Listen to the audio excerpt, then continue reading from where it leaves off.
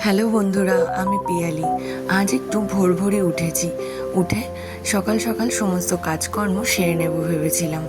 এর জন্যে সেই মতো সকালবেলায় প্রথমে উঠে আগে নিজের রান্নাঘরটাকে পরিষ্কার করে কিছুটা জামা কাপড় মেশিনে কাচার জন্য দিয়ে দিলাম। এরপরে বাইরে বেরিয়ে দেখি আকাশটা গোমড়া হয়ে রয়েছে। এরপর বাইরে দিয়ে একটু ঘোরাঘুরি করে চলে গেছিলাম স্নান করতে। স্নান করে বেরিয়ে সোজা চলে গেছি রান্নাঘরে গিয়ে সকালের টিফিনটা বানাচ্ছিলাম।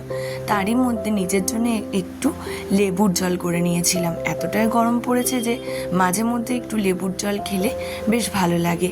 এদিকে টুকটুক করে রান্নাটাও সেরে নিচ্ছিলাম।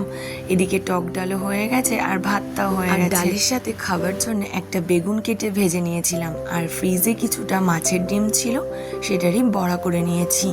আর বড়া ভাজতে ভাজতে এরকম আমার মতো কে কে ট্রাই করো অবশ্যই কমেন্টে জানিও।